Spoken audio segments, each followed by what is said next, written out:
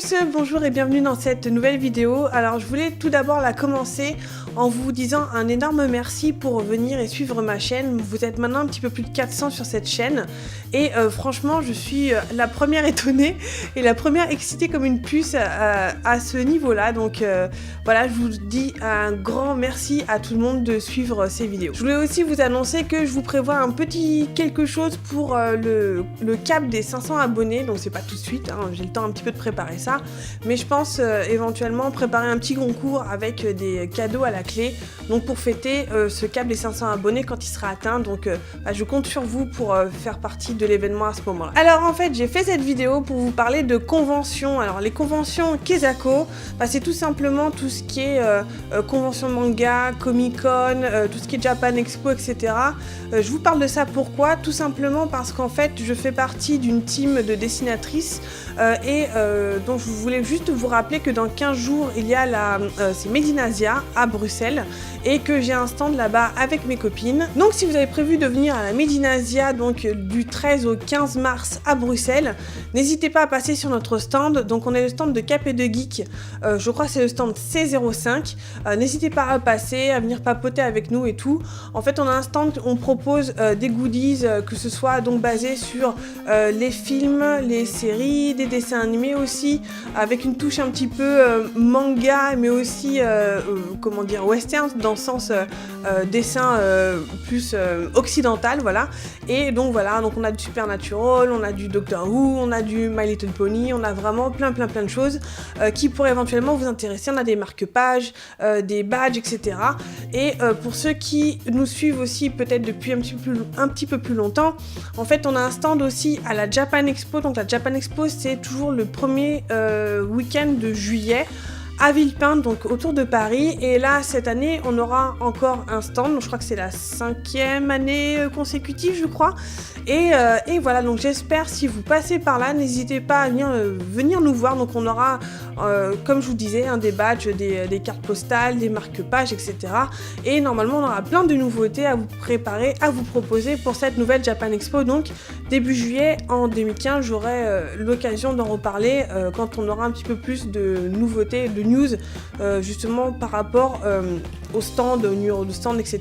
Donc voilà, je voulais d'abord vous prévenir que voilà, si vous voulez venir me voir et nous voir, vous pouvez donc venir nous voir à la Made in Asia, donc du 13 au 15 mars à Bruxelles, et aussi à Japan Expo, donc début juillet à Paris. Alors pour vous donner une petite idée de ce qu'on vous propose, je vous propose à mon tour de venir voir un petit peu notre blog, dont je vous mettrai l'adresse ici en dessous et aussi dans la barre d'informations. On a aussi une page Facebook, donc pareil, hein, n'hésitez pas à venir nous suivre. On papote un petit peu toujours, voilà, on vous met des petites previews de ce qu'on fait, de ce qu'on prépare. Donc n'hésitez pas à venir nous suivre donc sur le blog ou sur la page Facebook. Donc pour vous parler des conventions, en fait, je voulais aussi vous parler d'une amie dessinatrice que je connais et que j'aime beaucoup, et donc je voulais vous présenter un petit peu les productions. En fait, il s'agit de Orpheline, donc je vous mets le nom juste ici là. Orpheline qui fait partie du Fanzina depuis longtemps, et en fait voilà, donc elle a lancé un Kickstarter il y a quelques temps, donc elle a explosé les plafonds qu'elle s'était comment dire, fixée, et donc elle nous prépare une petite BD qui s'appelle, je crois c'est mon meilleur ennemi si je ne dis pas de bêtises, qui normalement devrait sortir en 2015. Donc j'ai ici quelques exemplaires de ses précédentes productions et je voulais vous les montrer pour éventuellement lui faire un petit peu de pub et peut-être, si vous ne la connaissez pas, tout simplement la découvrir. Donc tout d'abord je voulais vous parler de sa petite série de BD qu'elle a sortie il y a quelques temps. Il s'agit de Toxic. Donc vous voyez ici il n'y a que 3 tomes, vous pouvez tout trouver donc comme je vous disais sur son e-shop. Donc c'est, vous pouvez aussi le trouver en français et en anglais. Elle a aussi une version en anglais, et je crois même qu'elle a une version omnibus. Vous pouvez acheter ou les 3 séparés ou un omnibus avec les 3 ensemble. Donc c'est une BD qui est en noir et blanc, je vais vous montrer un petit peu l'intérieur. tout simplement, voilà. Donc ça raconte l'histoire de Illy, la jeune fille qui est ici, et Faust. Illy a cette particularité-là qu'elle ne peut pas mourir, et Faust est un immortel qui lui est mort et ressuscité il y a longtemps, et qui est en fait un tueur à gages maintenant de nos jours. Et Illy en fait est en pleine dépression puisque sa meilleure amie slash copine est morte, a été assassinée, et en fait elle est en pleine déprime, elle aimerait bien la rejoindre, et elle n'arrive pas à mourir, et en fait elle va rencontrer cet homme-là, et elle va essayer du coup de trouver qui a tué la copine, enfin sa copine, et se venger de lui. Et donc voilà, c'est extrêmement bien dessiné, comme je pourrais éventuellement vous montrer. Voilà, par exemple, une petite page. C'est vraiment très frais, c'est à la fois, donc c'est un petit peu un mix, enfin c'est un style un peu manga, mais en même temps, il y a des codes qui rappellent le manga, avec quelque chose qui rappelle aussi un petit peu la BD franco-belge. Enfin, c'est vraiment un hybride entre voilà, le manga et tout ce qui est franco-belge, et puis même au niveau juste dessin, c'est juste une tuerie, quoi. Donc voilà, ça c'est Toxic. Alors elle a également sorti ce genre de petits livrets, donc vous pouvez aussi trouver sur sa page, sur son e-shop. Je pense, je suis pas sûre qu'on puisse le trouver encore, mais Jian on peut. Et en fait, tout ceci, je vais vous montrer un petit peu l'intérieur. Celui-ci est un petit peu plus en couleur, donc ça c'est dans Jian, se passe dans un monde un petit peu plus arabisant, avec en fait c'est comment dire, ce sont des personnages qu'elle a inventés avec des amis, ce sont des jeux RP qu'elle a représentés.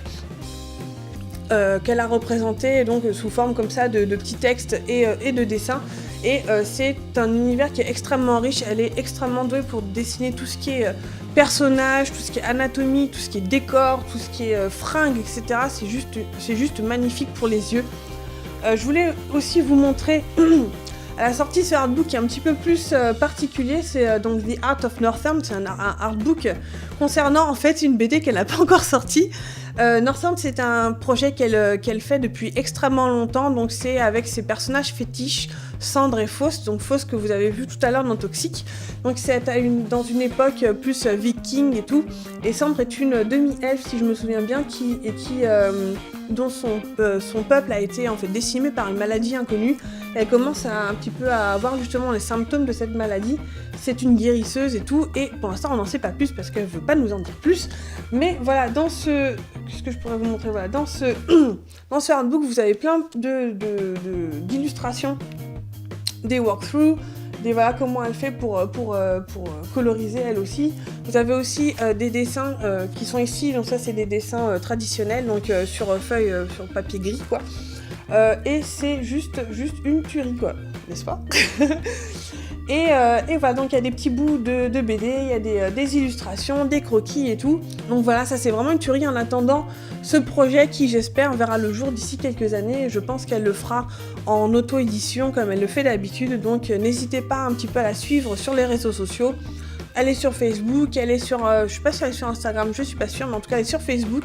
Elle est sur Des gens d'art aussi. Vous pouvez la suivre sur sa chaîne, sur son site perso. Et voilà, c'est une fantastique artiste. Et je finirai par un article un petit peu spécial que je n'ouvrirai pas devant vos yeux puisque vous comprendrez assez aisément. Il s'agit de Eros et Thanatos. En fait, c'est un recueil d'illustrations et de BD, mais voilà, sur le thème de l'amour et du sexe et de la mort. Donc, je ne vais pas l'ouvrir parce qu'il y a des scènes qui sont pas à mettre sous tous les yeux. Mais voilà, c'est pareil, d'une excellente qualité, et pour une fois, c'est aussi des scènes et des illustrations de sexe, on va dire, qui sont dessinées par une femme, donc avec une sensibilité féminine, ce qui est un petit peu différent de ce qu'on a l'habitude de voir dans la BD traditionnelle, on va dire. Donc voilà, Eros et Thanatos, donc c'est pour un public averti, vous serez avertis, n'est-ce pas? Et si vous avez l'occasion d'aller voir sur son e-shop, je vous le commande royalement. Donc Eros et Thanatos est réservé à un public vraiment averti. Je ne l'ouvrirai pas ici. Et vous pouvez toujours aller voir, faire un tour sur son e-shop pour vous le commander. Je pense qu'il est encore dispo, j'espère qu'il est encore dispo.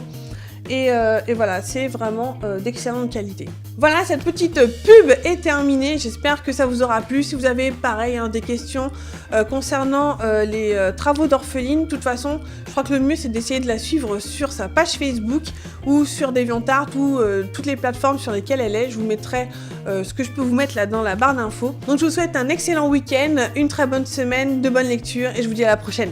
Ciao!